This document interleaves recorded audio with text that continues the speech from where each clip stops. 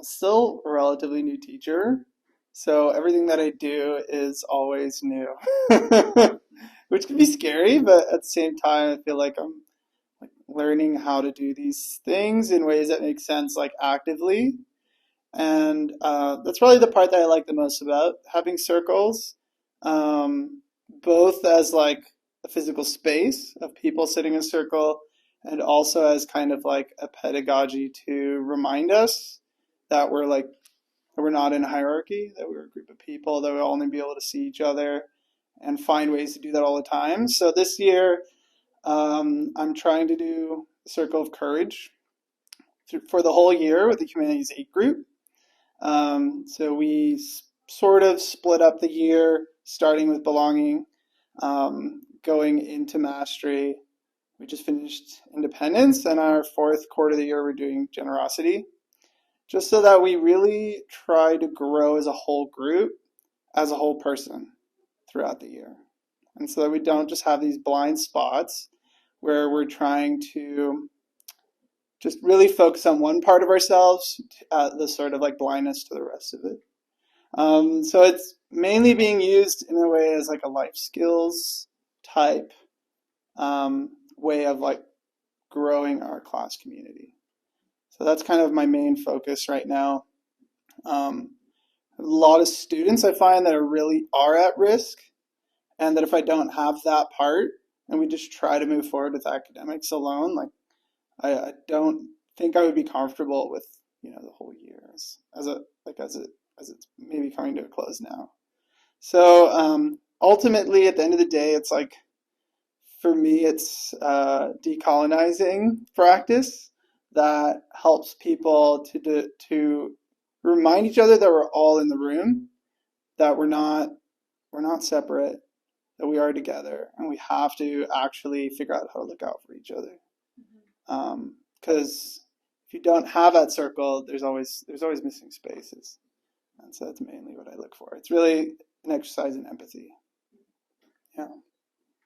Karen, is there anything that you thought of while Jen was talking? Oh boy, I'm just thinking extra things.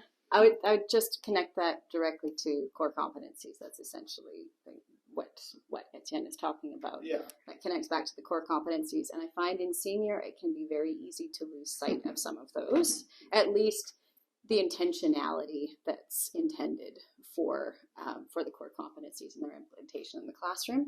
I find the circles help to remind me of those, and the introduction piece is very important.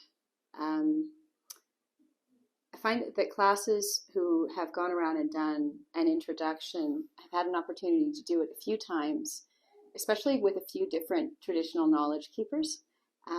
There are always students who change how they introduce themselves over time as they feel safer, as they feel more valued and relevant, that they matter. You can tell that there's this tendency to include less detail in responses early in the piece. When you first start with circles, you're going to have a lot of passes. Probably the majority of students will pass, and that's fine.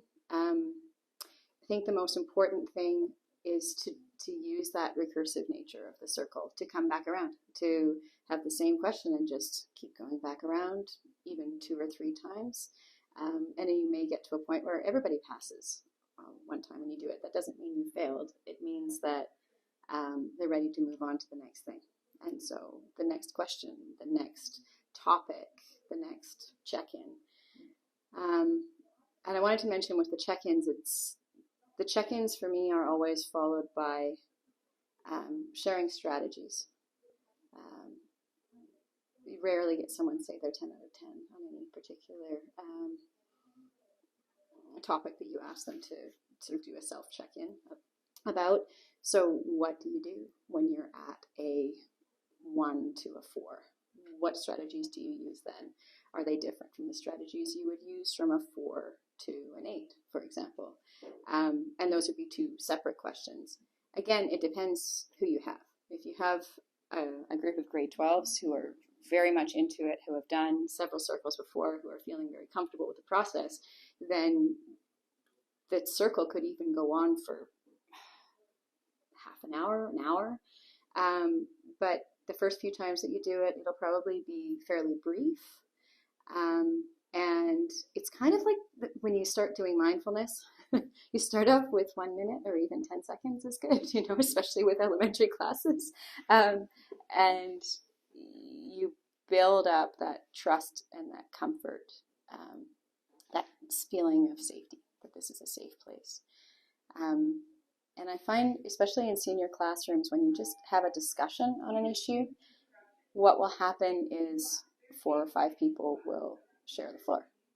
I like to use the finesse document rubric about discussions, because one of the criteria is about how you share the floor. Do you ask questions of other people? Do you offer opportunities for other people to speak? I might even, and so even though those discussions might not be in a talking circle form, then when you're having those more unstructured discussions, people are less likely to pontificate for 5 minutes.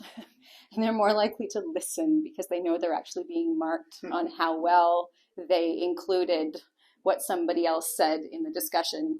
I don't tend to mark talking circles. I'm not trying to imply that. But when we're having discussions, certainly if we have a topic that we've prepared and readings that we've done ahead of time, absolutely. And the talking circles are great training for that. It's little increments, little bits.